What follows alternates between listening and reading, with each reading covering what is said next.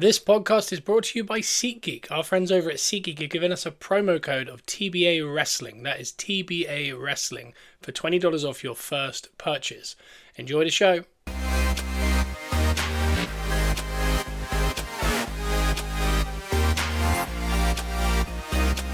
Welcome to Gunners Are Us, where we are positively Arsenal. And that we are. I mean, I can't stop being positive these days. I don't really know what to do with myself. It's an interesting time. Like we said last week, though, you got to enjoy it, because it could go away very quickly. As I sip my coffee atop the breast Pardon? of Mama. What? I don't know. Where do you get your coffee from? I don't know. We sit atop the pile. Yeah, we do.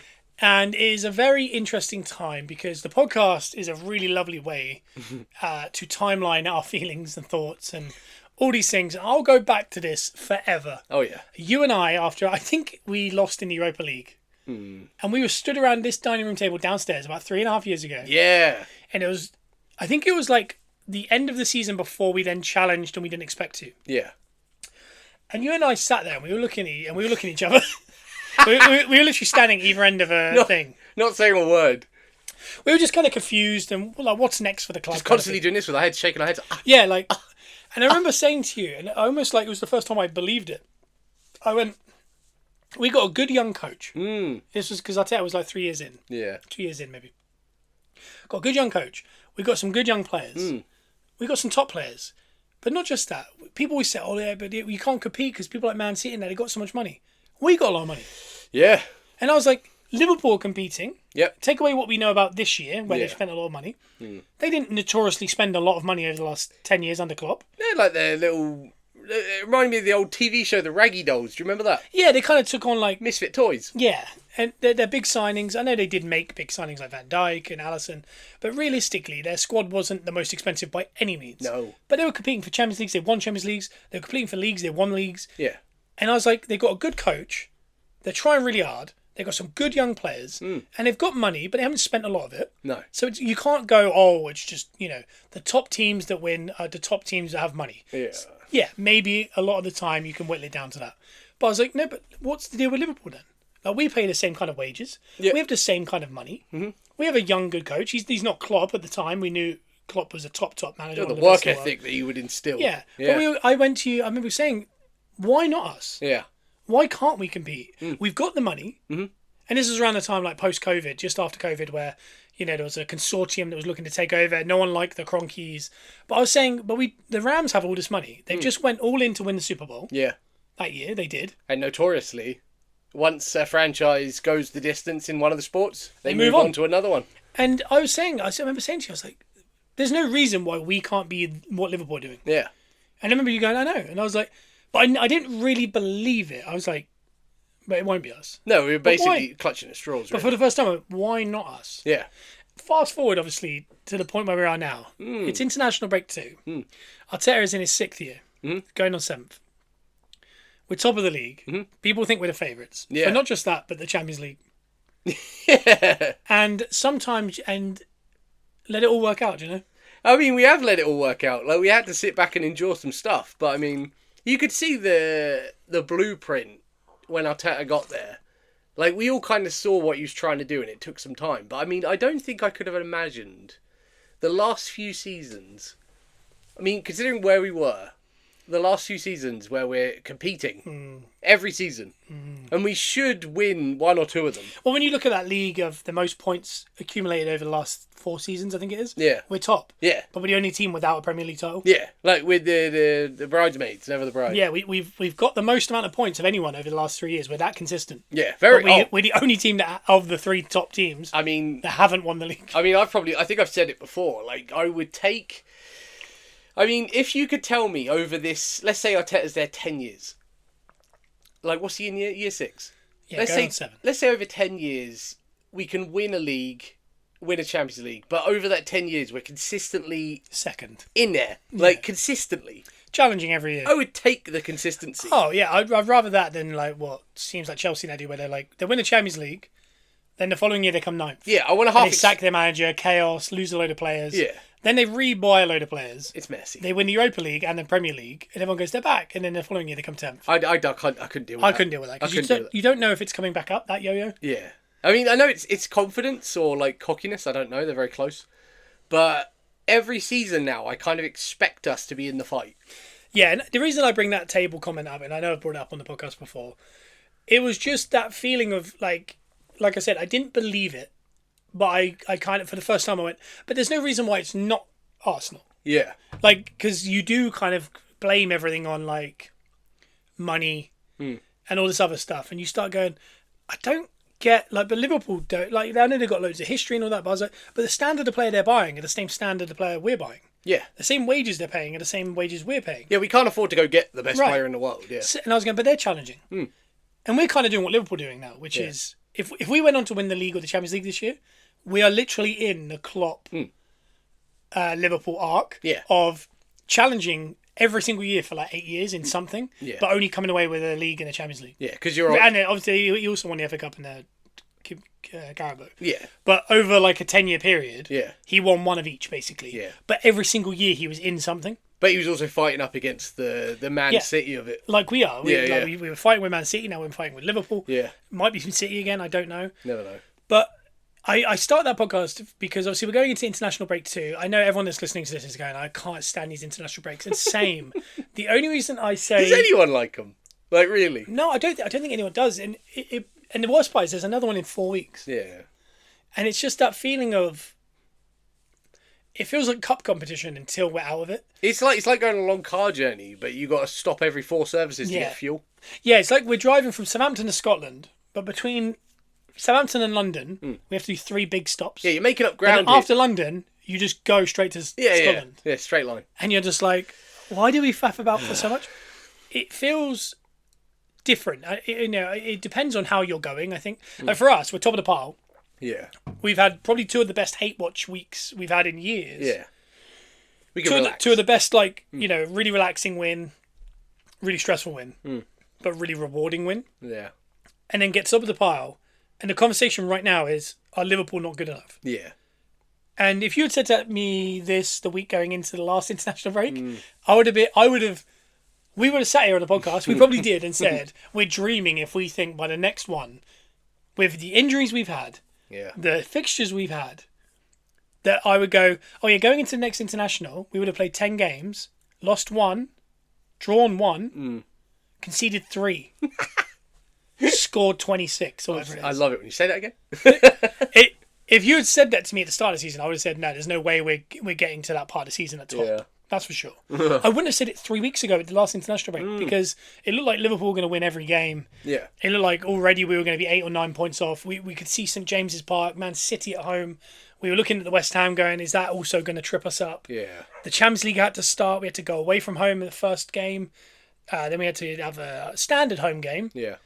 But we were looking at all this and Carabao Cup away at Port Vale, and you're thinking, the state we could be in by that international break of, we could have been, there was, between the Newcastle, even in the last 7 days, between Newcastle and West Ham, there was a chance we could have been 8 points off the top and 7th. Yeah, easily. But we're top. Yeah, we did it. And I have no clue how. And sometimes you have to just look back and go, from that conversation we had there at the end of that season, and we thought, we're not going to improve and we're going to be Man United. We're never going to figure out the next manager. We're never going to figure out the team. We're never going to challenge again. And then the following year, we bought Ramsdale, Jesus, Zinchenko, and we had one of the most, probably the best season I remember in history. That was the season that kind of... The most feel-good season. It solidified where we're at now. We were top until, Feb. Yeah. Like Maybe March. That was the season that instilled the confidence and, solidified us enough to the point where we are right now. That's the... It got people back in the stands. That was that year that... That's the foundation. The crowd went. North London Forever became a thing. We were top of the league right to the end. We did bottle it. Yeah. But I think as Arsenal fans, we were just kind of like, how did this happen? Yeah. How is it this nice? Why is Jesus doing Cruyff flicks and putting in the top bins and scoring hat-tricks? Yeah. And Zinchenko's pulling the strings and Saka's being Saka and Ramsdale is this amazing cult hero. Yeah. Saliba's finally playing for us and he's good. Yeah. And Gabriel's the perfect partner. And we're sitting there going, Ben White's a bit good, isn't he? Yeah. And that feeling, we were going, oh my God, we're challenging. Yeah. And then the following year, we thought that was a blip. Yeah. It was a fluke. Then then we bought Declan Rice. Yeah, we did. And Havertz. Yeah. And we challenged even harder. Yeah. And we're even better. Yeah. Then last year, we obviously went a bit more, and we struggled. And again, this is the bit I really want to drive home. The reason we struggled last year was mainly down to discipline, Yep. injuries, and fixture list at the start. Yeah. If we hadn't started as chaotically as we did last year, Yeah. we don't know what would have happened. But because the injuries never stopped, we lost Saka at the end of November. We lost Jesus, Martinelli, Gabriel, and Havertz all in January. Yeah. We lost Ben White the whole year. Timber was working for an injury coming off an ACL the whole season. Yeah. There was so much stuff like that. Moreno couldn't play for 3 months because he broke his arm in his first training session. Yeah. In amongst it, Declan Rice, Trossard, red cards. The fixtures were Man City away. They were Newcastle. It was, you just looked at it and went, this couldn't have gone worse. So we were fighting from behind the whole way. Yeah. And every time we got a foothold, I remember in December we started to have a good run. Yeah. Saka goes down with that injury. Yeah. All of a sudden we've got a right wing of Winery and the left wing of Tierney, up front Moreno, and we're going, how are we supposed to compete? Inadvertently, we had our best ever European run in amongst that year. Yeah. That we've had since 2006. So it was still something to write home about. We still did something. Yeah. Maybe not the thing, but we did something with all that. And the reason I drive that home is this season, we have had the fixture list that we had last year, if not worse. Yeah. We have had the injuries, if not worse. Yeah. I'd say in the first 7 games, we've had 7 injuries. Yeah. Okay? Yeah. Major injuries. Yeah. A couple of them to Odegaard. Yeah. But we've lost a player per game that we've played this season in the Premier League. Yeah. In amongst that, there's also long-term injuries like Jesus that still haven't come back. Havertz obviously went down right at the start. That hasn't come back. That's later on. Madueke comes in. Unbelievable. Out till December. Yeah. Odegaard, our captain, cannot get a game. Saka couldn't start the season because of fitness. Then he has a reoccurrence of the hamstring, has to miss a couple more. All of that happened in amongst those fixtures. The discipline was the difference. Yeah. We did not muck around or give the reason for anything. Which is nuts because you're in control of that. Like, that's something you can actually control. Yeah, and last year I think we were very hard done by, but we were also super naive to it. Just don't touch the ball. Yeah. I get it. I get the reason why we're frustrated. Other teams didn't get what we got. Just don't give them the reason. If you don't give them the reason, they cannot do anything to you. Yeah, you got to do something for it to happen. And so far this season, touch wood, we've not really given them a reason to do anything. No. And therefore, nothing's happened. No. Which is probably a good example of why we shouldn't be conspiracy theorists. We should just be less naive. Yeah. And also, Trossard needs to chill out a little bit because Mate, he's on the edge always. He is constantly on the edge. And that's the thing is, the reason we couldn't challenge last year was the same things that are happening this year. Yeah. But we're dealing with it this year. Yeah. And we dealt with it because in the summer, how many people gave Arsenal pelters? How many centre-backs do they need? How many players are they going to buy? Can I just remind everyone that Chelsea, who beat Liverpool this week, went down to their 6th centre-back. Yeah. For injury. Yeah. Injuries are very prevalent. Injuries are very prevalent. But not just that. They had 6 centre-backs. Yeah. People were moaning that we had 3. We have Martinelli. We have Martinelli. We have Gabriel. Yeah. We have Saliba. We have Mosquera. Yeah. They are our actual centre-backs. Yeah. Yeah. People were moaning we are overabundant. I know our fullbacks can play centre-back. Yeah. It's irrelevant. They're also fullbacks. That's the talent. We don't have any fullbacks because all our fullbacks are centre-backs. Yeah. So the idea of they're into the 6th centre-back. Yeah. In my head, they're like a conveyor belt of players over at Chelsea. That is why you need the depth that we went and bought.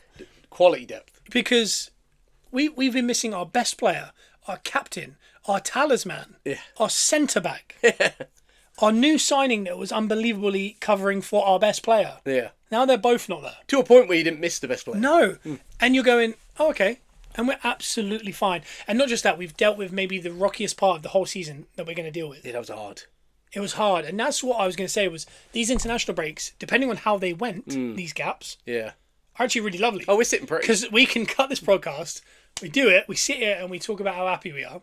Then we can watch England and go, yeah, Declan Rice is a bit good, isn't he? And we're just kind of gloating. And then you're looking forward to getting back because you're like, we're good. Yeah. Then, the problem is, there's another one. Yeah. So you're just hoping that it's all still going He's as just well. trying to get from... But then once that one's done, we're in open water. Yeah. But usually you just want to get to the open water to kind of find rhythm. Whereas for us at the minute, it's almost like, people say like every game's their final. Yeah. I feel like we've played like that so far. Oh, yeah. And we've kind of, it's almost like Arteta said, be within range at the end of that international. Second one, be close to, if not top, by the end of that one. And they've made it happen. Yeah. The next one is like, if we can just maintain that. Because in amongst it, we're also doing these other really cool things like, all right, Carabao Cup, through to the next round. Over here, Champions League, 2 wins out of 2. And we can't take for granted winning 2 games 2-0. Yeah. When you're looking at Real Madrid or any other team, again, Real Madrid have started well, but people are conceding. City are drawing. This new formula that we do in the Champions League, it's so easy to fall away and then go, oh God, we need to win like the next 2. And then you go, oh, who have we got? Yeah. Atletico and Inter. It's so important you win these games that are like winnable. They're tough because it's Champions League, but they're winnable. And win them professionally. It's how you stylistically win the game as well. Like, if it's a professional job where you just go in, get a couple goals, don't concede any, done. Job done. You just go out there, do your job. And I think I saw a lot of people kind of complaining this week about the 2 wins. We won 2-0 twice this week. Obviously, last week we talked about the Newcastle game, the 2-1. Do you know how hard it is to get a 2-0 win in modern football? This is what I was going to say was, at the evening of the last podcast you heard, and I'll just say this, I apologise I never got a preview podcast out with Owen Prince from WWE. He was way too busy dealing with some other stuff, so I couldn't get that done. I do apologise. I shouldn't guarantee things like that. It was pretty much in stone, but it obviously wasn't in stone. But we couldn't get it done. Then I was going to jump on, then stuff happened here, so I couldn't. So I do apologise with that. I will try and get more previews out. And Miller Monday, I don't know where it is. I haven't heard from Simon Miller. So if anyone else has heard from Simon Miller, let him know on social media. I don't know what's happened. So, but we're here every single Wednesday on iTunes, Spotify. Give us a 5-star review and check us out on TikTok. But the reason I say the 2-0 is I've actually seen some slight complaints from Arsenal fans. Oh, God. It's a bit dull. Oh. It's a bit, it's not inspiring. Yeah. Olympiacos naturally we all did it. We looked at Olympiacos at home, we looked at West Ham at home and went, with the current form... That's got to be a 4-0, right? It's a 4-0 and a 4-0. Gyökeres hat-trick both times. We're going to love it. Yeah. Modern football doesn't allow you like that because all of a sudden there's a new manager bounce over at West Ham where the new manager is actually tactically really sound. Yeah, and West Ham causes problems. It causes problems. And Nuno is unbelievable at getting a team to grind out a 0-0 or 1-0 or whatever it is. It's really hard to overcome. And you're going to see in the next few weeks with West Ham. Yeah. They're going to be hard to beat. Yeah. I mean, the week before they drew 1-1. Yeah. His first game. And everyone expected that to be a rout. Yeah. And it wasn't. Yeah. Steady's a ship. He steadies a ship. So to get that done, and you got to remember as well, this was a short week. West Ham weren't playing midweek. And this is the one thing I really want to drive home is, look at it as a 7-day spell. Yeah. Sunday through Sunday. We played Saturday, didn't we? Saturday 3 o'clock. So 6-day time, we had that really emotional, hard away game up in St James's Park. Yeah, that was tough, that game. Yeah. 3 days later, we have to get home and get ready for Olympiacos in the Champions League. Yep. And in amongst us, by the way, we're missing a lot of players. So some of these players, like Gyökeres, pretty much played 90 minutes 3 times. He just keeps going, yeah. Yeah, so remember all this in amongst what I'm saying. Yeah. His jeans are getting tighter per game, I think. Yeah, 2-0. And then the following, 2 days later, we have to be ready for a 3 o'clock. West Ham, stubborn manager, sets his team up to defend. And that same 11 essentially has to go then at home under that pressure of being now top. We go again. Can you maintain it and just get a win? Doesn't matter how it looks, just get a win. Yeah. And that's what I was going to say is it's an emotional, hard 6 days. Yeah. And that team put it in and went 2-1 to score 6. Yeah. Concede 1. Yeah. And essentially get 9 points from 9 in 6 days. Mad. It doesn't matter how it looks. No. And this is the thing that I think maybe fans are going to have to get used to is when you think of Chelsea, and I know we're all kind of got our eyes kind of half on the conceding only 14 goals in the Premier League season. Yeah. I think we have to forget all the history and all the records and stuff, and just do the job at the task at hand because otherwise you get caught up in these things. And if it comes, it comes. Yeah, we start getting nervy the way we play because we're trying not to concede because we're thinking about this record. Yeah. Forget about all that. But when you remember that Chelsea team, every week was 1-0, 2-0. Yeah. 2-0, 1-0. And then every now and then it went 4-0, 4-0. And then go back to 1-0 or 2-1. And what it is they never allow teams to kind of become a shootout with anyone. Yeah. They either dominated a team to a 4-0, or they kept you close enough to get a 2-1 win. Yeah. But it never always looked great. No. I remember they beat Norwich like 5-0 that year. It looked great. Yeah. When we play Leeds at home, we beat them 5-0. It looked great, didn't it? Yeah. But in West Ham 2-0 at home, it's like, it looks fine. Yeah. It's a job. Professional. Do your job. And that's the thing we have to remember is if you're going to win things, not everything's going to look great because you can live on the edge of a lightning bolt like Liverpool and every game's won in the 90th minute or the crowd get you up and they win you the game in the 80th minute because you just keep pushing on pressure. Yeah. Or you can kind of be calm. Yeah, you don't want to always be in that position where you have to apply pressure in the 80th like minute. the Newcastle game, that happened that way. Yeah. But then a week later, you don't want that to be happening at West Ham, where 0-0, the crowd is starting to get on us. Yeah, you can't. We score in the 90th minute, we will run it. It's too emotional. I'm exhausted after watching it. I don't know how the players feel. I mean, it has to be steady at some point to win a league. Like people that win leagues, teams that win leagues aren't like they're not the flashiest teams. They're just getting the job done. They're just quality across the board, and that's what we've kind of done. We've kind of got a squad of just quality players that all know their job, and like you say, the discipline's there now. Everyone knows their role. Every spot is filled with a couple players, if not three. Like, there's just options across the board now to just tweak it whenever we need to. And that's what's important. It's so important that this is the way the whole season goes. We shouldn't get too high. We shouldn't get too low. There's going to be moments where you're going to feel high. Last year with Real Madrid, that game, that's a high. Yeah. This year with the Newcastle game, that's a high. Yeah. That's the one where you go up the other end and you celebrate, you take your shirt off, and you go, we've put down a marker. Yeah. But West Ham at home, you don't want those to become Gabriel running into the corner with his shirt off. No. And dispelling all this emotion. Yeah. And again, luckily there's an international break. But sometimes what's going to happen is we're going to play midweek away at, these aren't real games, but, you're in Russia. They're not even in Europa. But you're in like a faraway country. You've got to grind out a 1-0 with Max Dowman, Wineri, Trossard, but also Gyökeres, Rice, putting in a shift. Yeah. Then they got to fly home and 2 days later it's not the biggest game in the world. They go away to Burnley. It's away at Burnley. Yeah. Then it's home to Everton. Yeah. And you've got to come away with that with 9 points. Yeah. And on paper, you look at them and go, yeah, they're all winnable. But then doing them consecutively every 2 days, it's not possible to be the Harlem Globetrotters 3 times there. No. But what you don't want to do is have all of them turn out to be, or even one of them, Gabriel running with his shirt off, waving around his head in the 90th minute, because that emotion carries on to the next one. And you get this dump. Yeah. And that's what I think the West Ham game was a strange one because I think we could have been 3-0 up at half time. Yeah. And I think people would be going, wow, these are the guys. We didn't. There was a moment where we all started to go, it's getting tight. The Jared Bowen goal is going to hurt. And then penalty gets won by Timber. Yep. Probably player of the season so far. Oh, yeah. Saka steps up, which we'll get into. Puts it away. Game over. They keep the ball to the end of the game. And you go, bit dull, wish we'd scored a third. But that's what we've got to get used to is, no, we don't need a third. No. Sometimes you do. But there's no emotion. The moment the emotion got into it, Saka got that penalty and scores it. Yeah. The emotion dies. Yeah. The other team dies. And we sit there, we retain the ball, then no one gets to pick us up an injury. Yeah. And they go, cool. Yeah. That's what we need to happen because if you start running into the corner at the Emirates with the last minute, where we did it a few years ago, and what happened? We ran out of energy. And I know the pundits like to rip us apart when we do that. Like they say that we shouldn't be celebrating that like we won the league. But I know the point they're making isn't the same point we're making. But it's the same situation. But the point we're making is way more valid. It's more from a standpoint of that shouldn't be a game we're winning in the last minute and expelling all that emotion. And that is the thing, act like you've been there before to an extent. But it's also the way in which you play, because when you play with emotion, it's different. There's an energy difference. And we used to joke about Man City being really boring when you'd watch them. Yeah, robotic. And I watched the Brentford game this week, and near the end, Brentford got into it a little bit, but it was a little bit of Man City of old, which is worrying. Because it was 1-0. It wasn't very impressive. But nothing really happened once they scored. No.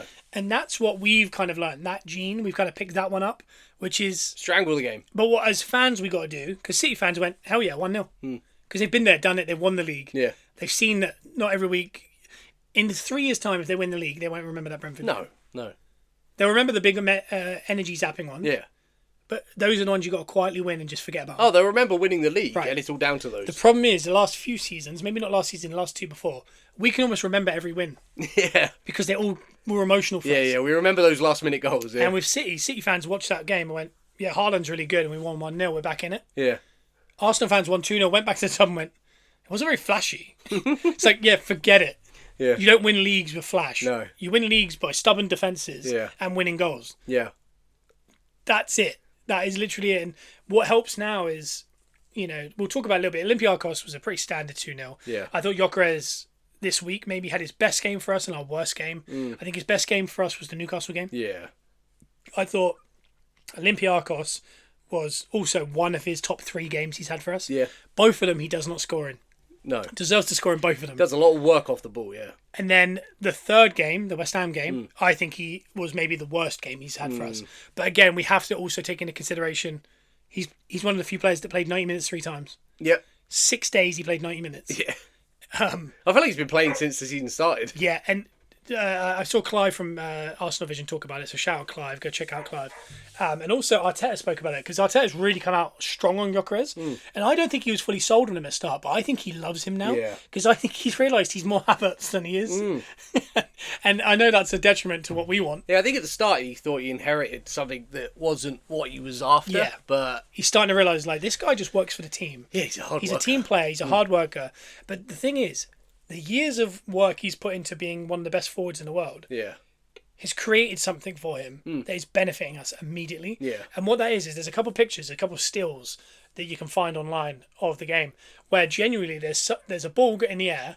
There is 3 of their centre-backs, a full-back and 2 centre-backs, on Gyökeres, trying to win a header on Gyökeres. Yeah. And meanwhile, 10 feet away, Saka and Eze are standing completely unmarked watching it. Yeah. That picture does not exist last year. Yeah. Because last year, how many pictures did we see of Saka with the ball at his feet, 5 players in a circle around him? Yeah. Because they went, oh yeah, if you stop Saka, you stop Arsenal. Yeah. And they were right. Now there's more threats. Now they're so scared about Gyökeres, they're all running to him. Yeah. And Saka's going, oh, this is fun. And already Saka's got a couple goals. He's hardly played. Eze's going, well, guys, it wasn't like this at a Palace. I'm just in all the time. So he doesn't know what to do. Like, now he's missing sitters. Yeah. Because Eze's like, whoa, why have I got this time? It's because this poor guy up front, this Swede, is standing there with 9 players, grabbing his mouth, his shirt. And he's doing this like thankless task, essentially, of like bringing all the attention to him.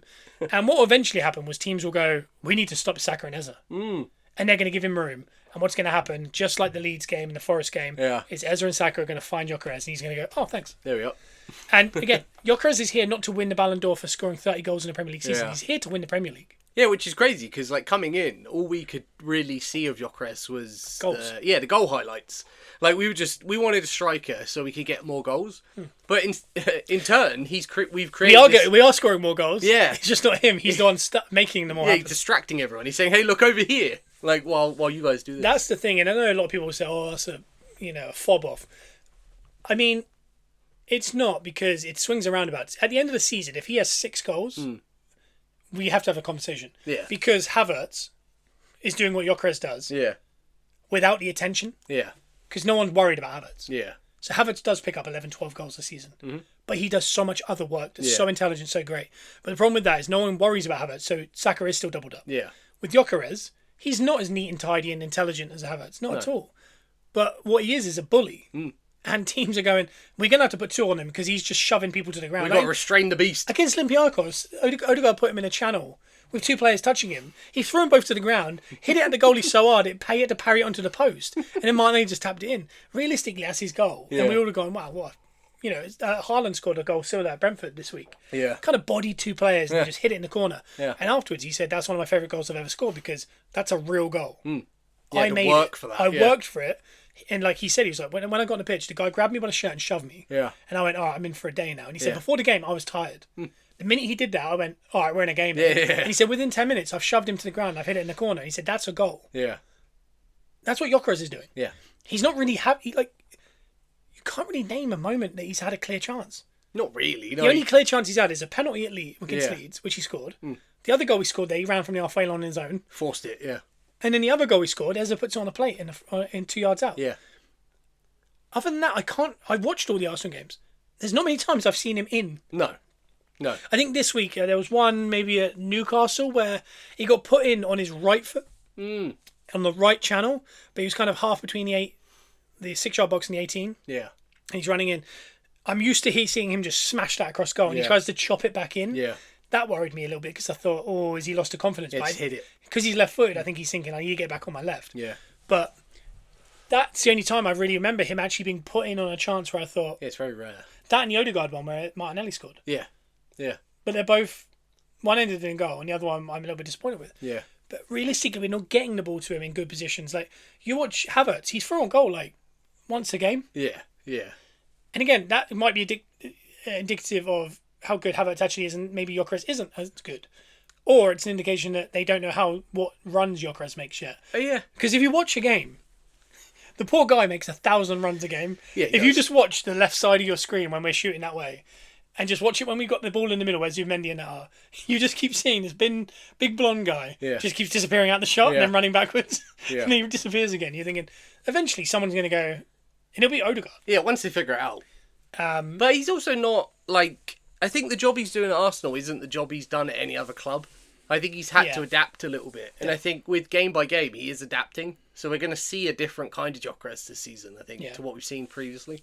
Yeah, and I've been really impressed with him. I think he did have a poor game, but again, context is king. A long week. It's a lot of football. He's playing a lot of minutes. I can't wait to see him in a pair. Yeah. When he's sharing the time with Havertz. And, you know, when Havertz is bullying a team because the style of football we'll play with Havertz will be better. Yeah. Physically. Yeah. Won't be as direct, but it'll be physically a lot better. The whole team will be smoother. When you're 65 minutes, and you've been tearing a team apart, moving the ball around, but maybe not getting the goal, maybe getting one, and the game's not out of sight yet, bringing him fresh off the bench to a team that have dealt with Havertz the whole game, he's going to start picking up goals. That's a whole new thing. Yeah, there's going to be a lot. So I can't wait to see him in a tandem. And again, it's another reason why we've dealt with injuries this year is he's had to play way more minutes than he probably should have. We've still got things to see yet, based on game states and squad depth. And again, he's played 10 games now. He's scored 3. Yeah. It's a decent return, not great. He's only scored in 2 of the 10 games. Yeah. Yeah, you do look at it a little bit and go, there should be more. But I mean, they're also talking about Isaac adapting to another team in the Premier League. He's from the Premier League. Yeah. This guy's from Portugal. Yeah, they seem to be giving Gyökeres a lot more... a lot less leeway. Yeah, than other forwards. And again, Walter Marden already scored 4. Yeah.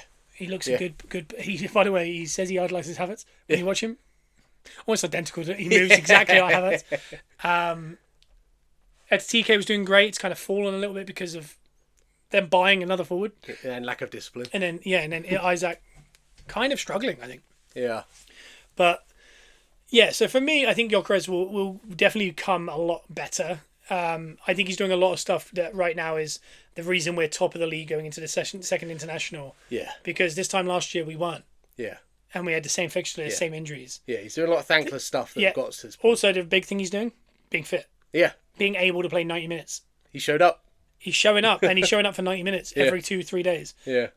He's now at international break. He's not one of these that we're worrying about. Touch wood, but... he's just putting in minutes. And not even like the personality of the player as well, and the attitude. Like we said, he's had to adapt to a whole new... like he's a different kind of player at Arsenal than he has been previously. Yeah, different country, everything. But we haven't heard any like rumblings of... well, the big one would have been this week, obviously. Timber wins that penalty. Yeah. Saka takes it. Yeah. I was under the impression that Gyökeres was our penalty taker now. And if you've seen the video, I don't know if you've seen it, where Saka picks the ball up and Gyökeres goes over to him. And Saka covers his mouth to talk to him. Yeah. As if to say, no, it's mine. Yeah. So there was definitely a conversation had there, which is obviously Gyökeres going, is it mine? Or like, what are we doing? And Saka basically like kind of palms him off, like, no, it's mine. Yeah. And goes and scores. But the thing with Gyökeres is, people kind of making a thing out of that.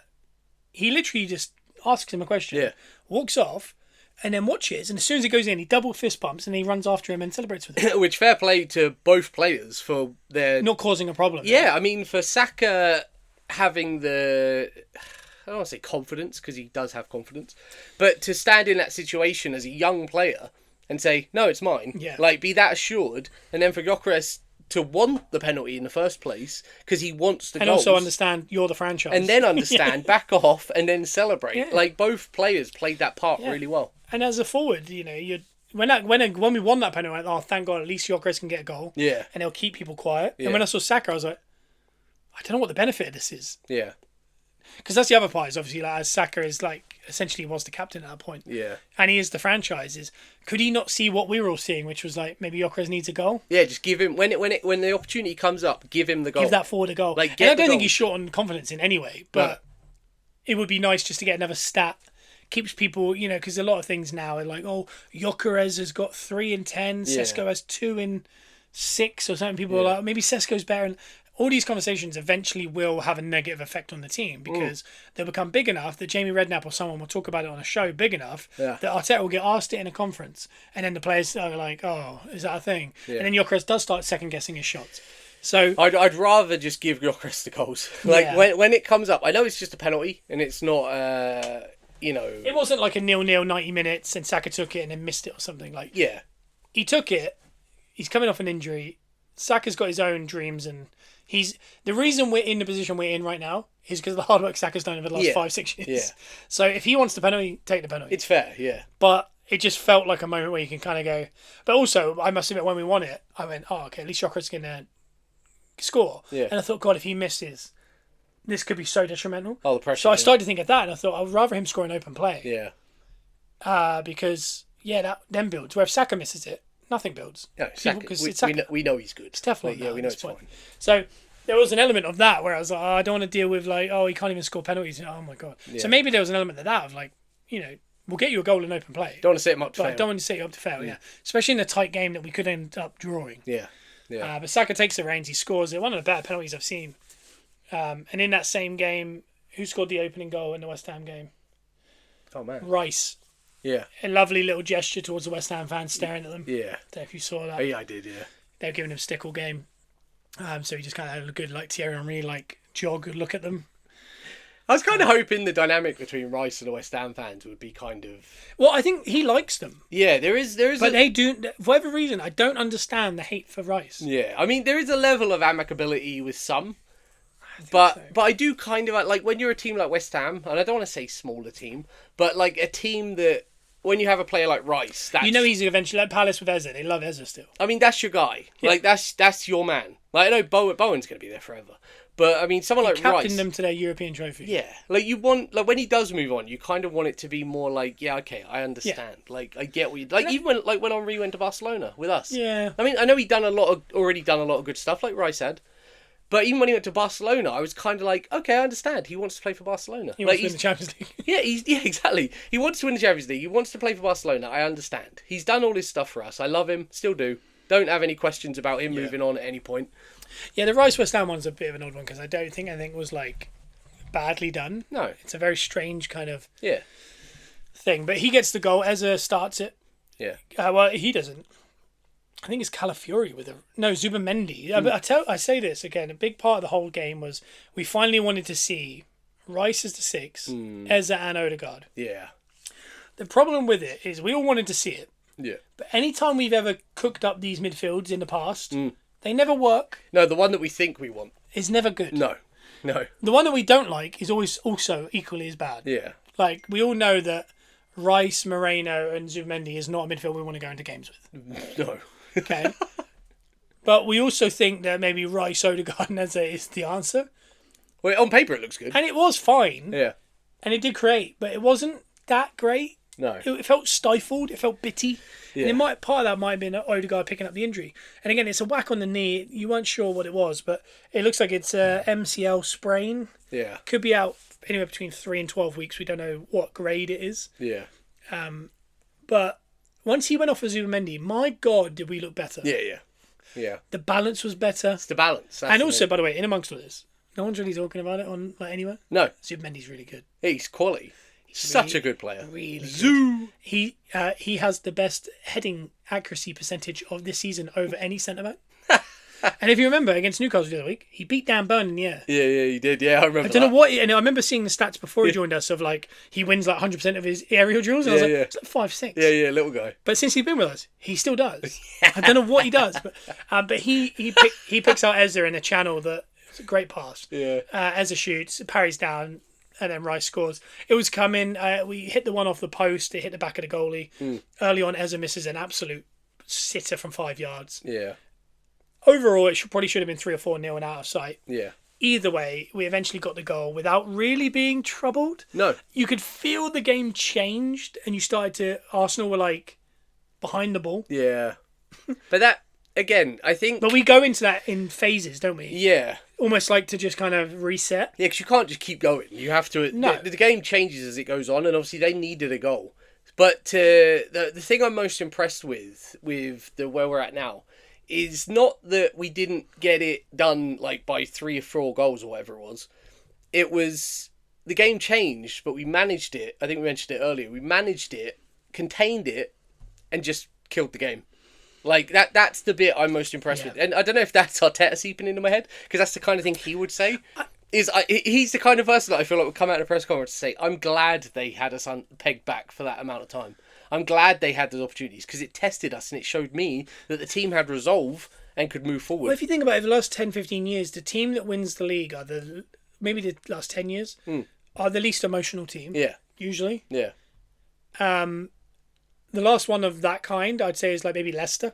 Yeah. But again, the way they won that was winning 1-0 most of the time. Yeah, they got it done. They were really stubborn. They were good on the counter. And also, teams were playing them as if they were relegation fodder. Yeah. Right through to like March, and then going, oh God. Yeah. Are they going to win the league? No one adapted and played differently. They did win the league. How crazy.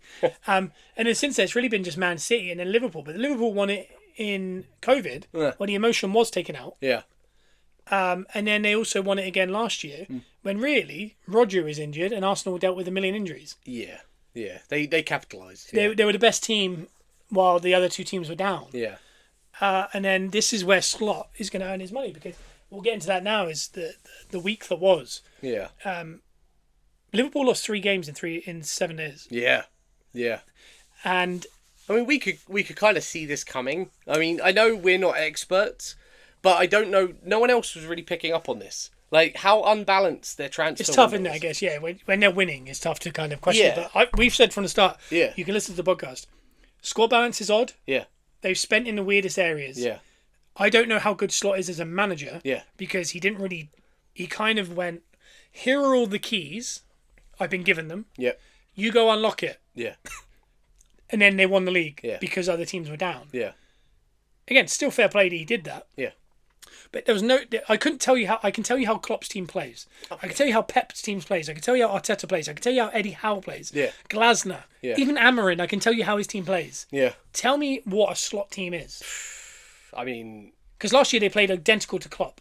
Yeah, I mean that first season was just Klopp football.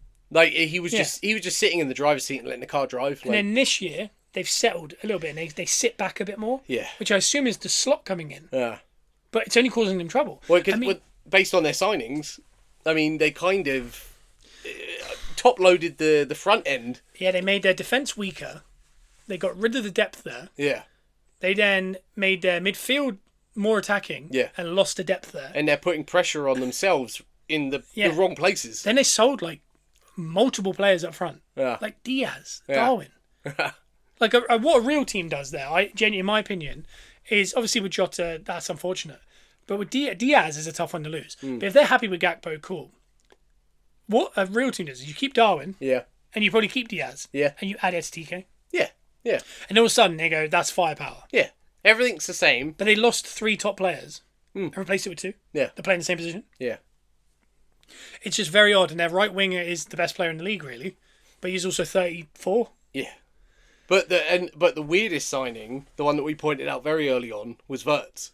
Yeah, it doesn't fit in their system. It might fit in a Slot system. Yeah, but with what they had, it doesn't work. Like, no, with it's the not way, balanced. And the way all those players have played together for so long in such a style, it's just he's the odd piece. He's the wrong shape in the wrong hole. It is, and people are like noticing it now. But I said at the start of the season, I said he'll struggle. I don't think he'd be very good. And it's not because I don't think he's good. I think he is good. But the history tells you players from Germany don't necessarily do well in England. Yeah.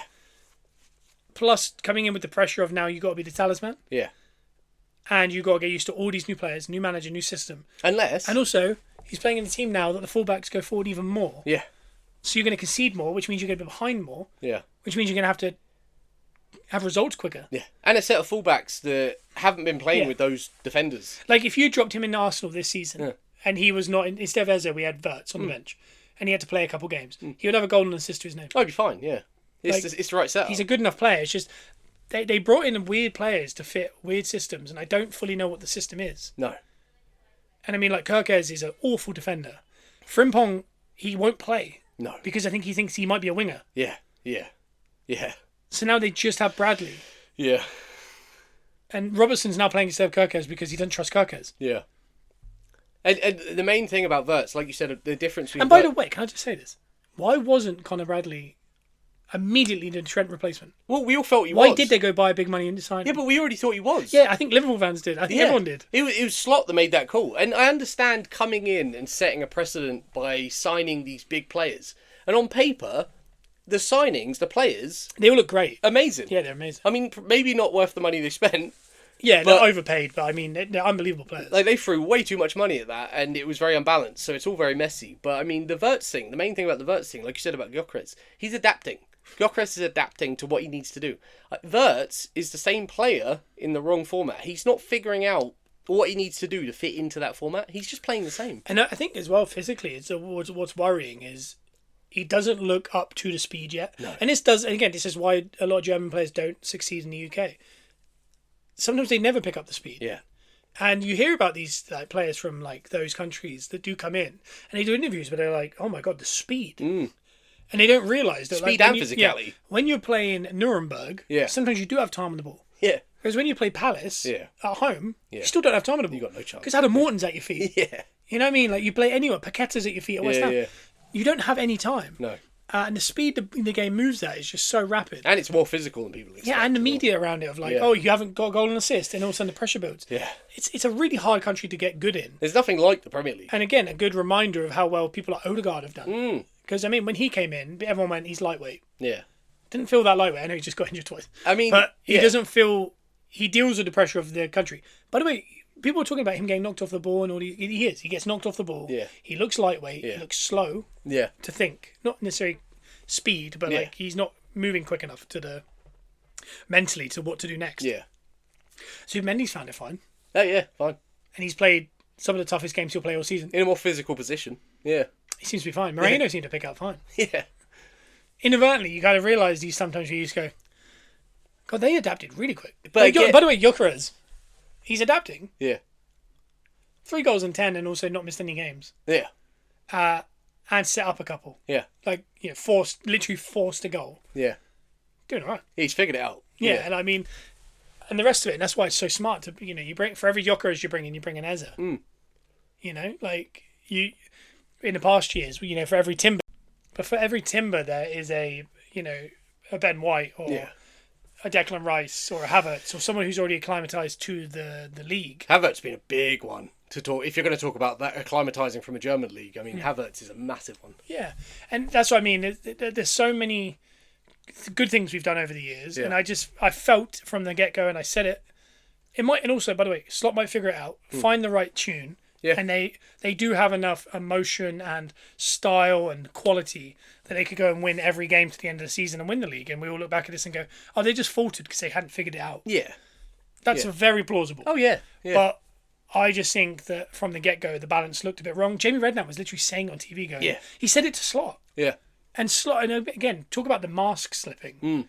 People talk about Slot being really likeable. He's not. Yeah. He's in people's faces. He's calling out the referees. Already. He's moaning. Already. About everything. And Jamie Redknapp, I remember on the opening game where he kind of said, it's a bit like basketball. Like, do you intend to try and change that? And the way he kind of patronised Jamie, who's like a club legend, was a little bit like, I don't like being told stuff. Yeah. Whereas Klopp would have laughed at that and said, well, what would you have done, Jamie? Yeah, well, that was the beauty of Klopp. I mean, we're talking about Klopp quickly. I mean, he had the personality to back up his ability as a manager and results. It all kind of worked as a perfect storm. And I was going to mention this earlier when you brought up the Misfit Toys thing. I just want to get this in quickly, but like while we're on that subject, before we go back to Slot. And that we're hopefully recording. Is Klopp, the job Klopp did with that band of Misfit Toys, like you said, Arteta's doing something very similar now. I mean, they're not Misfit Toys, but they're just players that we can't afford to go get the best in the world. So you're just working with what you can get. The job Klopp did, I know he's been celebrated plenty of times, but that is, again, wild. Like, what he did with those players that other clubs didn't want, no one even thought about those players. He got them together. He became part of the city. But the Klopp, in my lifetime, I will always talk about Klopp Liverpool.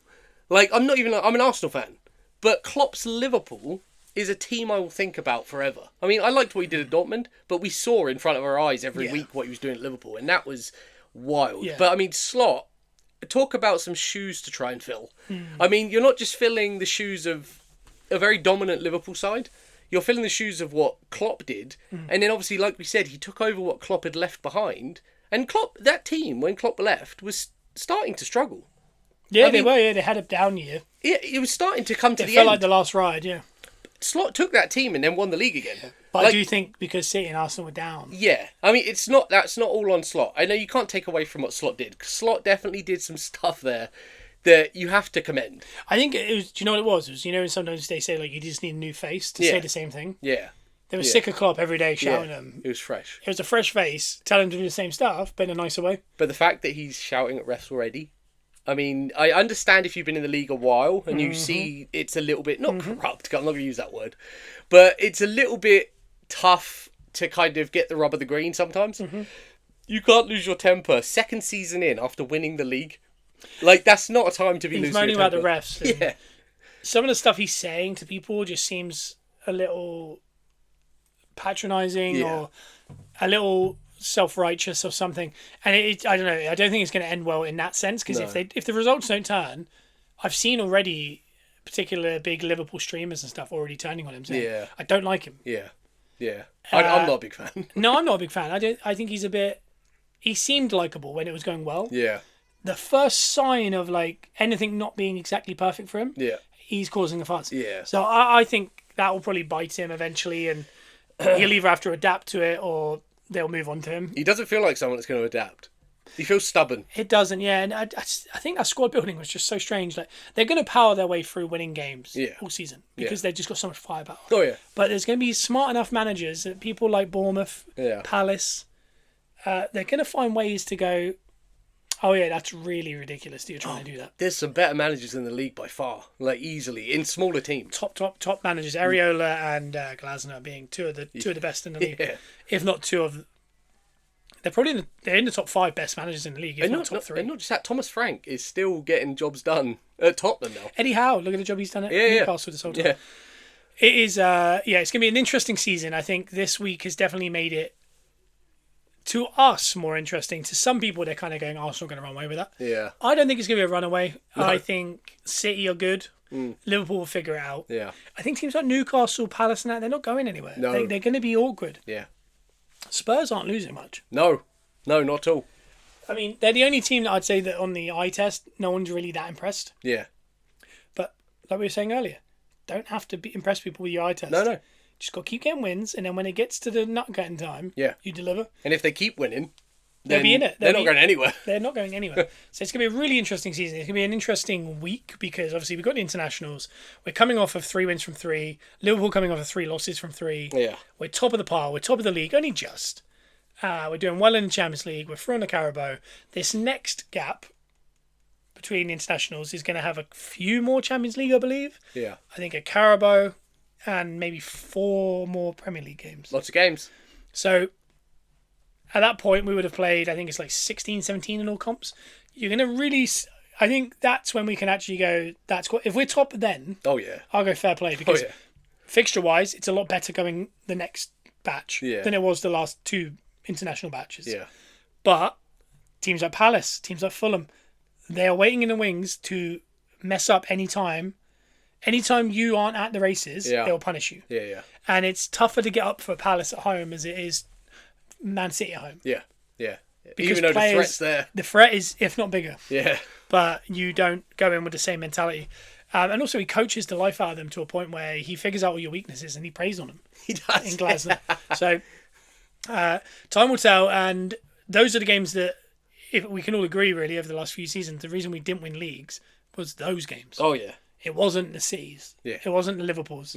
Because we've got a really great record against the traditional Big Six. Yeah, and as a fan, you do feel it as well. If you're watching the Man City games, and like Newcastle's one of them now, if you're watching those games, you are watching them with raw emotion as a fan. And if you get away with a win, it's almost like, oh, God. Euphoric. Let's go. Yeah. But then the next week, You play Palace, and even though you know they're good, you're going, it has to be a win. Yeah. So there's a different pressure. The pressure's on. Yeah. And they're the games that have cost us the last few seasons. West Ham, Fulham, Yeah. Bournemouth, Crystal Palace. They're the games that have ultimately led to us not winning the things we want to win. Yeah. So we have to get better in those.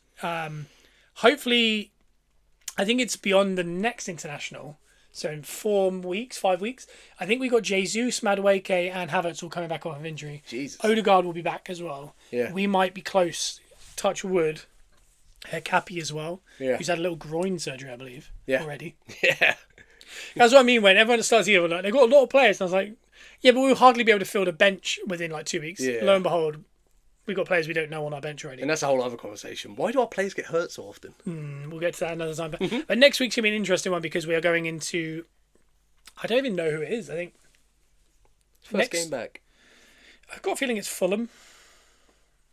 Maybe Fulham at home. I'll just double check. Have a lot of time to think about your fantasy. That's the stress, yeah.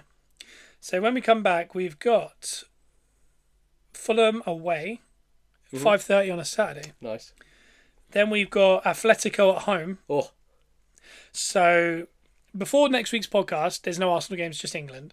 Then next week's podcast, we'll be previewing Fulham away and Atletico at home. Okay. The following podcast, we'll be talking about what happened in that Atletico game, preparing for Palace at home. Wow. And getting ready to play Brighton in the Carabao Cup midweek. Jeepers. So we're not leaving London until Burnley in November. So in October, we don't leave London. Fulham, home. Yeah, 3 homes and a Fulham. Wow.